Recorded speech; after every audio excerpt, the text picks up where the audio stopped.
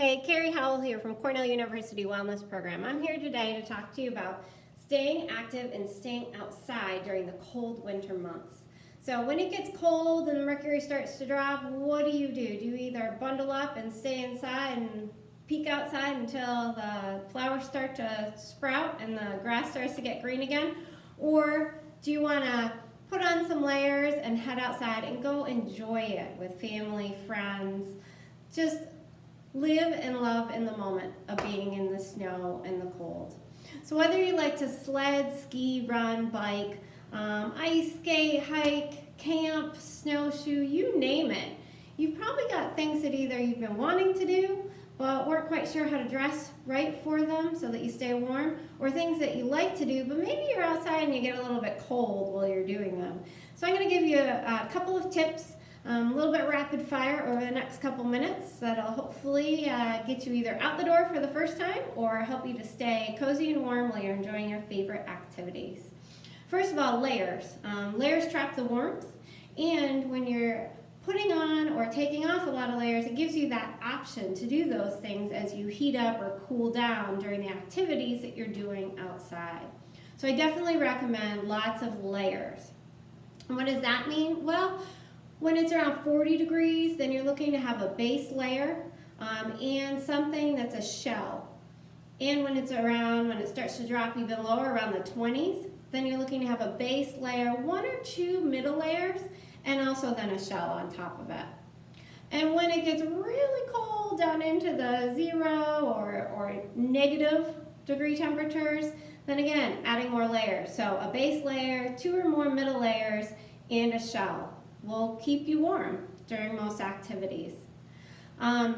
Check in before you head out, meaning how cold is it? Pull up that weather.com, figure it out. Is it windy? Check not just on the temperature, but check on what's called that real feel temperature. If it's windy or it's precipitating in the moment, you're adding that onto the actual temperature that's outside to check for the real feel temperature. Make sure that you dress for real feel, not the temperature that's just showing on the thermometer. And consider the heat of activity that you're doing. So if you're doing something like sledding, where you're going to be hiking up a hill and getting pretty warm, but then followed by a period of time where that wind's going to be in your face when you're actually sledding down the hill, and maybe standing there for a little bit. So you're going to be fluctuating between being very active with a lot of your body in movement generating heat, with periods of time where your body's not moving very much. So you want to dress appropriately for the heat of the activities. Having activities that are constantly warm, like running or biking outside during the snowy, colder temperatures, you're going to generate a lot of heat, so less layers are required. Activities where they're moderate in intensity, like hiking around the base of Buttermilk Falls, or hiking around the base of Treeman, where there aren't a lot of hills, then you're going to need to layer up a little bit more because you won't be generating as much heat.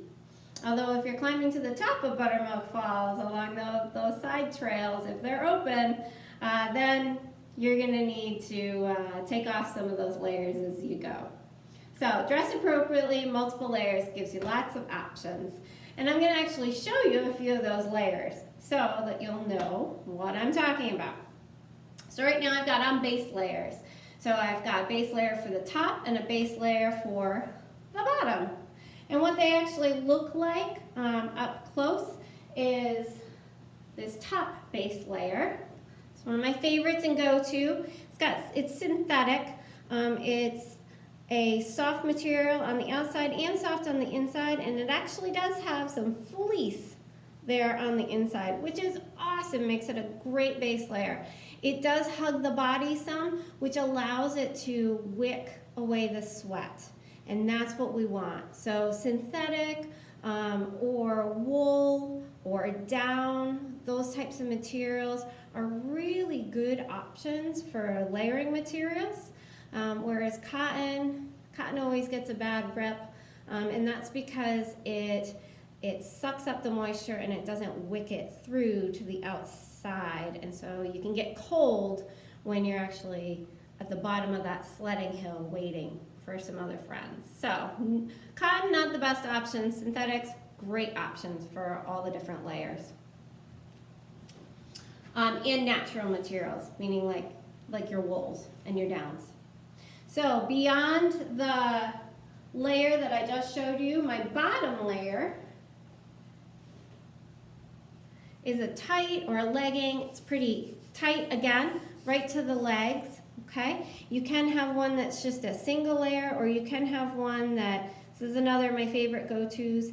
It's soft on the outside, and it also has that fleece line on the inside. So it's kind of considered a double layer, okay? So for the activity that I'm gonna go do today, which is running around outside and throwing some snowballs with some friends and family, I'm gonna have that intermediate where I'm stopping, going, generating a lot of heat, running around, throwing snowballs, and stopping again. So I'm gonna plan on layering up quite a bit, but then being able to drop some of the layers as I go. So right now outside, it's in about the 20s for me here. So I'm gonna add a couple more layers. So I've got my base layers, right? So now I'm gonna add an additional layer on the bottom. So here's my second base layer.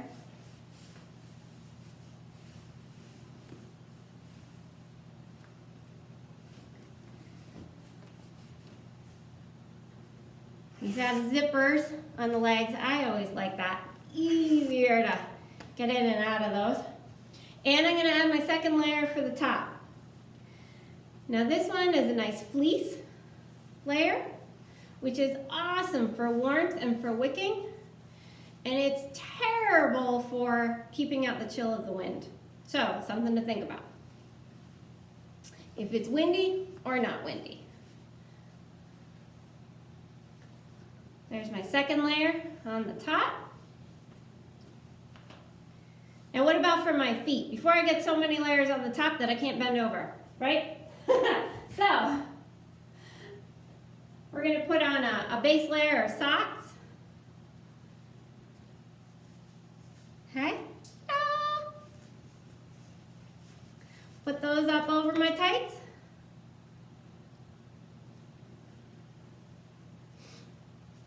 Base layer, again, base layer always hugs tight.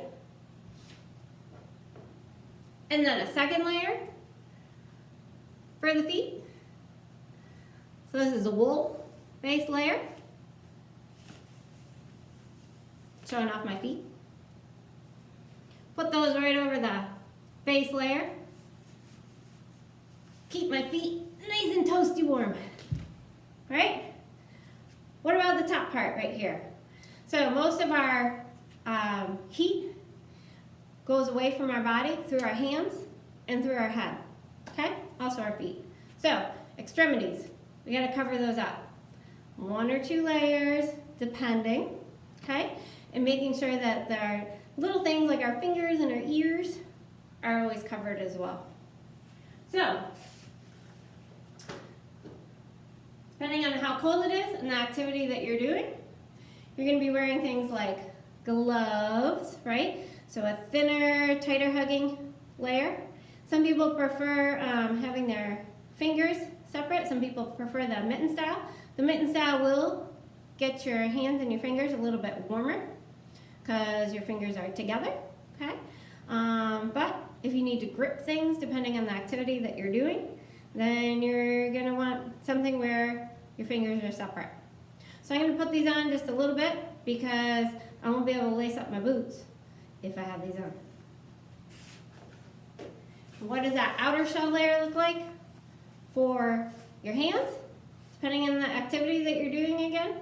If it's skiing, something like that. An outer shell layer like these, fuzzy lining, will help to keep your hands really nice and toasty warm. Okay? What about the head? Okay? So I've got a really thin, this is super thin, okay, shell for a hat. Depending on, again, the activity that I'm doing, if I'm running or if I'm snowshoeing, which expends a lot of energy, that builds up a lot of heat. So this may be all that I want or need when I'm out there, even if it is 20 degrees. Okay? So, put that hat on. Easier said than done sometimes.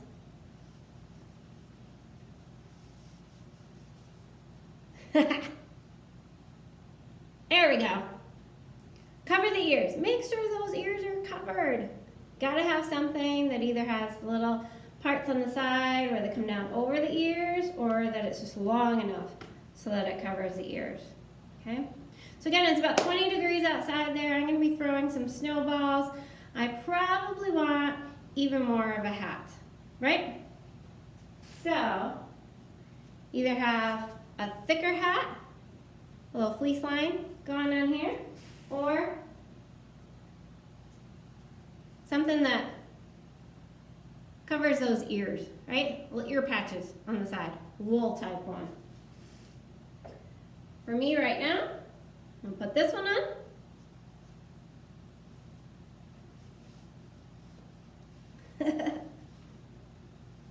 There we go. I got two hats on. Woo!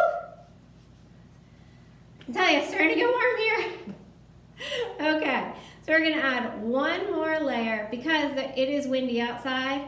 And so we've got our bottom fleece layer, synthetic, wicking one. We've got our middle fleece one. We're gonna put another middle layer on that'll help to cut that wind down. We want some sort of a wind stopper, windbreaker, that also is breathable.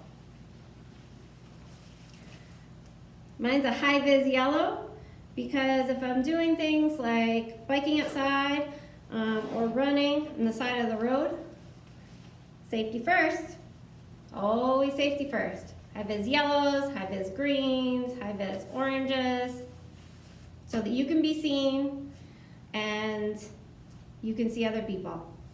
Also, so in saying that, if you're going out at night, carry a flashlight. This also has reflective material. So be seen, see other people, and safety first, if you're gonna be along the sides of the roads. So now I've got base layer, two middle layers, okay? And then what? I'm gonna be throwing snowballs, gonna be getting wet.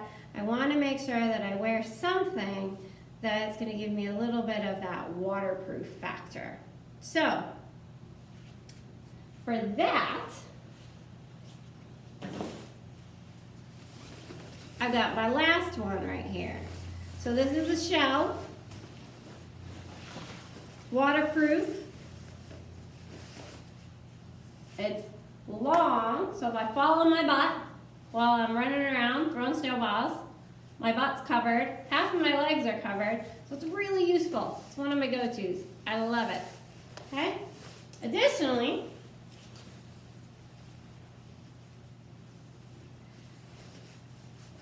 I'm gonna put on the last layer right here, my snow pants. These also are waterproof. So I can stay out there for hours throwing snowballs.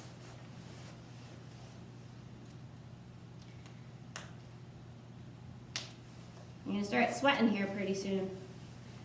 Almost ready. Woo! Okay, we got base layer, two middle layers, a shell. Must be about 20 degrees. If it is around 0 degrees, then I would add another middle layer. This one is a down vest, keep the core warm. Or I would wear an outer layer of down, right? Big puffy. This will take you down to like -10, -20 degrees, okay? But that that down one is not that durable. So if I'm going to be doing something where it's really cold and I need durability, or it's really windy and I need durability, then got some sort of like a ski jacket, okay? That's waterproof, really puffy, insulated, and very durable.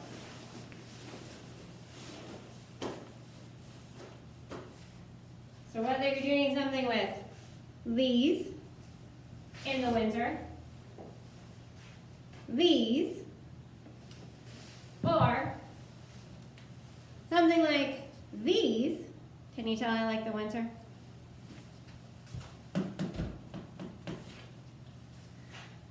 Then I think we've gone over a lot of different key points for getting you out there and staying warm, depending on whatever activity that you want to do.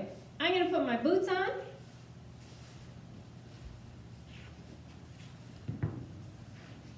As far as boots, that final layer, make sure that they're waterproof, or get some waterproofing stuff for them. They should be pretty thick, and you do want them to have something like a thin slate to keep you really warm. So I'm putting on my last part here.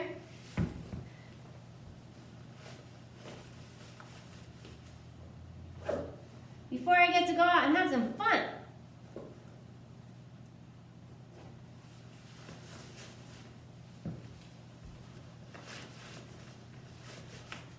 Lace up those boots.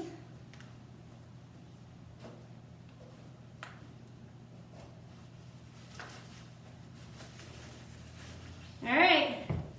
Woo! I hope you've enjoyed this short little video on tips for staying warm and staying outdoors and being active in the snow. I sure enjoyed making it for you. And take a look at this. We've actually got a whole lot of snow out here right now. So come on outdoors and play with me. Let's go enjoy it. Throw some snowballs.